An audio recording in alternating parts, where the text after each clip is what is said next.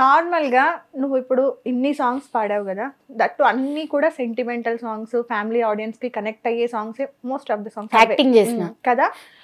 నీకు ఎప్పుడన్నా పర్సనల్ గా కూర్చొని ఆలోచించినప్పుడు అనిపిస్తుంది నిజంగా రియల్ లైఫ్ లో కూడా ఇలాంటి సిచ్యువేషన్స్ జరుగుతున్నాయి అంటే?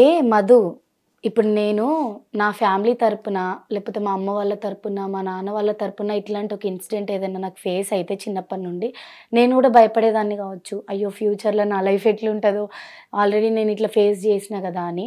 నేను పాటలలో తప్ప ఇంతవరకు అట్లాంటి సిచ్యువేషన్స్ ఎప్పుడూ లైవ్లో చూడలేదు. ఓకే. చాలామంది అనగానే విన్నా అవును ఇట్లా జరుగుతుంది. రీసెంట్గా సిరిసిల్లాలో మా ఏరియాలో, శాంతినగర్ అనే ఏరియాలో భార్యను చంపేసి భర్తే చనిపోయిండు. అంటే అనుమానం పాతరోగం అంటారు కదా, అట్లా ఆమెను చంపేసి ఆయన చనిపోయిండు. అవి లైవ్లో చూసినప్పుడు అనిపిస్తుంది అప్పుడప్పుడు, అరే నిజమా ఇట్లుంటారా మనుషులు ఇట్లుంటారా అంటే, ఎట్ ద సేమ్ టైం మగోళ్ళనే ఇట్లా ఎందుకుంటారు అని అంటే అనిపిస్తుంది అట్లా. అవును. తర్వాత నేను చేసే పాటలతోటైనా ఎంతో కొంత మారొచ్చు కదా. ఇప్పుడు 0.0.0.001% ఒక మనిషి అన్న మారొచ్చు. ఇప్పుడు ఒక 40 మిలియన్ వ్యూస్ ఉన్నాయి మా పాటకి. దచ్చన్న వారింట్లో 50 మిలియన్లు, సారీ 50 మిలియన్ల వ్యూస్ ఉన్నాయి. 5 కోట్ల మంది చూసిన పాటల ఒక్క పర్సన్ అయినా మారాడు ఆ పాట చూస్తే? అరే నా పెళ్ళాన్ని ఇట్లా కొట్టొద్దు, నేను వేరే దాన్ని తెచ్చుకోను, ఈ పక్కకు పెట్టుకుంటే అది ఫీల్ అవుతుంది, దాన్ని కొట్టొద్దు, దాని ఆస్తి కట్నం తీసుకురాలేదని కొట్టొద్దు అని మారరా అని. అవును. తర్వాత అటు ఈ పురుడు పోసే పాటకు అందులో ఒక మెసేజ్ ఉంటది. డబ్బులు లేక వెళ్ళిపోతే భార్య మీద అప్పిచ్చినోడు ఎవడైతే ఉంటాడో వాడు కన్నేయడము, ఒంటరి మహిళ ఉందని కొడుకుని ఇంట్లో పెట్టి ఆమె పనికోవడము. అట్లనైనా కొంచెం ఎంతో కొంత మెసేజ్ అయితే వెళ్తుంది కదా. అలా ఈ టైప్ ఆఫ్ సాంగ్స్ చూస్ చేసుకుని నిజంగా అది చాలా గొప్ప నిర్ణయం. మనకి అంటే డబ్బులు సంపాదించాలి అని ఎంత ఉంటుందో, అట్లీస్ట్ మన వల్ల ఒకరైనా మార్చగలమనే, ఇప్పుడు మన గొంతుకు అంత శక్తి ఉన్నప్పుడు దాన్ని వాడుకోవడం కూడా అంత ఇంపార్టెంట్. ఆలోచన అందరికీ రాదు. సో నీ గురించి అందులో చెప్పాల్సిన అవసరం లేదు. సో చాలా మందికి డౌట్ రావచ్చు, ఏంటి అక్క ఎప్పుడు ఇంటర్వ్యూ ఫ్యామిలీ గురించి స్టార్ట్ చేస్తుంది కదా, ఎందుకు ఫ్యామిలీ గురించి అడగట్లేదు అని చెప్పి. నాకు మొత్తం తెలుసు. ఆమెకి అమ్మ, నాన్న, మొత్తం 5 అక్కలు, అంటే ఈమె 3వ అమ్మాయి, 3 ఆడపిల్లలు, మొత్తం 2 అక్కలకు పెళ్లిళ్ళు అయిపోయినాయి. వాళ్ళు హ్యాపీ, అంతేనా? వాళ్ళకి పిల్లలు ఉన్నారు, వాళ్ళు హ్యాపీ. సో తిను ఇప్పుడు నెక్స్ట్ ఎప్పుడు చేసుకోవడో తెలీదు పెళ్లి, త్వరలో చేసుకున్నప్పుడు పిలుస్తుంది నన్ను. సో సత్యం గారు ఎలా ఉన్నారు? బాగున్నారండి. బాగున్నారు. చాలా అంటే నేను విన్నాను, నీ గురించి తెలుసుకుంటున్నప్పుడు నాకు ఒక ఇంట్రెస్టింగ్ పాయింట్ తెలిసింది. ఇంట్లో 3 ఆడపిల్లలు ఉన్నప్పుడు తండ్రికి తల్లికి ఒక తెలియని ఒక బెరుకుంటది లోపల. అరే 3 ఆడపిల్లలు ఉన్నారు, అది ఎవరైనా కానీ, ఎంత ఆస్తి ఉన్నా ఆస్తి లేకపోయినా, అది మిడిల్ క్లాస్ అయినా ఎవరైనా కానీ ఒక బెరుకుంటది. 3 ఆడపిల్లలు ఎవరి యొక్క చెడుదారిలో వెళ్ళినా కూడా మొత్తం తను ఇన్ని రోజులు కాపాడుకుంటున్న అంతా కూడా ఒక్కసారి కొలాప్స్ అయిపోతుంది.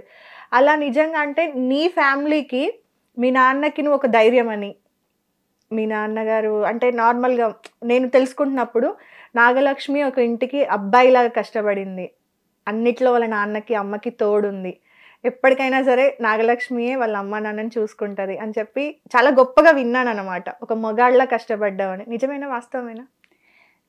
మగోన్ లెక్క కష్టపడ్డాను నేను చెప్పుకుంటే బాగుండదు, కానీ వాళ్ళు చెప్పారు కాబట్టి అది నిజమే కావచ్చు. మరి నేను చెప్పుకుంటే బాగుండదు కదా. ఫ్యామిలీ కోసం కష్టపడ్డావా? సపోర్ట్ గా, ఫినాన్షియల్ గా, మెంటల్ గా?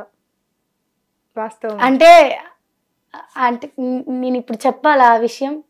ఫ్యామిలీ కోసం నేను కష్టపడ్డా, ఫ్యామిలీ కోసం నువ్వు కష్టపడ్డావు అని అంటే మధు, ఇప్పుడు నా తర్వాత ఒక చెల్లె అయినా, నా తర్వాత ఒక తమ్ముడైనా ఉంటే నేను ఆబ్వియస్గా నా పని నేను చేసుకునేదాన్ని. నేను సంపాదించుకున్న డబ్బులు నా కోసమే ఉంచుకునేదాన్ని. నేను ఏది చేసినా నా కోసమే చేసుకునేదాన్ని. సో నాకు జ్ఞానోదయం అయింది ఎప్పుడు అని అంటే మా చిన్నక్క పెళ్ళైన తర్వాత. అప్పటి వరకు నేను జాలీగా నా లైఫ్ని నేను చాలా హ్యాపీగా లీడ్ చేసిన. ఎంత హ్యాపీగా అంటే నేను ఫైనాన్షియల్గా ఎప్పటి నుండో, నేను ఎప్పుడైతే నా ఫస్ట్ సాంగ్ వాడినప్పుడు వచ్చిన అమౌంట్ 200. అప్పటి నుండి కూడా నేను వాటిని నా ఫ్యామిలీ కోసమే స్పెండ్ చేసిన. నేను పెట్టుకునే ఖర్చు ఏంది, నాకు బట్టలకు, నాకు సంబంధించిన జ్యువెలరీకి, నాకు సంబంధించిన నా బండి పెట్రోల్కు, దానికి సంబంధించినవి ఉంటాయి. లేదా నా పాటకి ఏదన్నా నా ఛానల్ కోసం చేసుకునేది ఏదన్నా ఉంటే దానికి సంబంధించి ప్రొడ్యూస్ చేసుకోవడమా, ఫ్రెండ్స్ తోటి ఎప్పుడైనా బయటకు వెళ్ళినప్పుడు ఫుడ్ తినిపించడమా, ఏదో ఒకటి. ఇంకా నా ఖర్చుల మట్టుకు నాకు ఉంటాయి. మిగిలిన డబ్బులు నేను ఏం చేసుకుంటాను నువ్వు చెప్పు. నేను అబ్బాయినా దాచి పెట్టుకొని రేపు వచ్చే పెళ్ళానికి ఇచ్చేదాన్ని అయితే కాదు కదా. నన్ను ఎవడో ఒకడు పెళ్లి చేసుకుంటాడు, వాడే పెడతాడు కదా నాకు ఫుడ్ పోతే మాత్రం. సో నేను ఫైనాన్షియల్గానైతే నేను 200 సంపాదించినప్పటి నుండి ఉన్నా మా ఫ్యామిలీకి సపోర్ట్గా. మెంటల్గా నేను ఎప్పటి నుండి సపోర్ట్గా ఉన్నా అంటే రీసెంట్గా మా చిన్నక్క పెళ్ళైనప్పటి నుండి. మా పెద్దక్క పెళ్ళైనప్పుడు నేను చిన్నపిల్లని మీన్స్ అంత తెలియదు నాకు 16 ఇయర్స్ ఉన్నప్పుడు మా పెద్దక్క పెళ్ళయింది. 16 or 15 ఉన్నప్పుడు. ఆ టైంలో ఏం తెలుస్తా, నా 10th అయిపోయింది, 10th అయిపోయింది అంతే. 10th అయిపోయినాక పెద్దక్క పెళ్ళయింది. అప్పుడెప్పుడే స్టార్ట్ అవుతుంది లైఫ్. 10th అయిపోయిన తర్వాత నేను ఇంటర్కి వచ్చిన తర్వాత నాకు సాంగ్స్ స్టార్ట్ అయినాయి. అప్పుడు ఏం తెలియలేదు, ఆమె పెళ్ళి అయిపోయింది వెళ్ళిపోయింది, పెళ్ళి అవుతుంది కదా వెళ్ళిపోతుంది కదా అనుకున్నా. నేను మా ప్రీతి పెళ్ళి వెళ్ళిపోయిన తర్వాత చూడు అబ్బా మెంటల్గా ఎంత డిస్టర్బ్ అయినా అంటే మధు, మా అక్కతో ఉన్న బాండో మరి మా వాళ్ళని నిజంగా నా పెళ్ళైనాక కూడా నేను అట్లా వదిలేసి వెళ్ళిపోవాలా వీళ్ళని అన్న అది తట్టుకోలేకపోయినా నేను ఇప్పటికి కూడా. అంటే ఆమె వేరే వాళ్ళ ఇంటికి వెళ్ళిపోతుందా ఇప్పుడు? తను హ్యాపీగా ఉంటుంది, ఆబ్వియస్గా తను హ్యాపీగా ఉంటుంది, అందరం హ్యాపీగా ఉంటాము. కానీ నాకెందుకో లోపల తట్టుకోలేకపోతున్నా. నేను రేపటి నుండి ఇక్కడ ఉండదు. సరే తను ఎప్పుడు హాస్టల్లోనే ఉంటుంది, హైదరాబాద్లోనే ఉంటుంది. తను ఇంటికి అప్పుడప్పుడు ఫెస్టివల్స్కి వచ్చిపోతుంది. వీళ్ళు అట్లనే చూస్తున్నారు ఆమెను, కానీ నేను చూడలేకపోతున్నా. బాండ్ ఎక్కడున్నావు అంటే మా ఇంటికాడ ఉన్నా అంటుంది ఆమె. ఒరిని మీ ఇల్లు ఎక్కడ? నీ పెళ్ళి అనే ఒక్క చిన్న విషయము మనిషిని ఇట్లా యూటర్న్ నింపేస్తుందా అనేది అర్థం కాదు. ఇంకా అనేది స్టార్ట్ అయిపోతుంది. అట్లా కొంచెం అది నేను దానివల్ల కొంచెం మెంటల్గా డిస్టర్బ్ అయినా, మళ్ళీ కవర్ అయినా, ప్లస్ మా వాళ్ళకు కొంచెం మెంటల్గా సపోర్ట్గా ఉంటున్నా. నేనున్నా కదా మీకెందుకు, నేనున్నా కదా అని ఇట్లా ప్రతిసారి. రేపు పొద్దున నువ్వు పెళ్లి చేసుకొని అయ్యో ప్లీజ్ నాకు అట్లా గుర్తు చేయకు. 2 years 3 years తర్వాత ఏమో అప్పటి వరకు ఇంటికే వచ్చే అల్లుడు దొరకడేమో. దొరికితే చాలా చాలా హ్యాపీగా ఉంటాను నేను. నా అంత హ్యాపీ ఎవరు ఉండరు ఇంకా.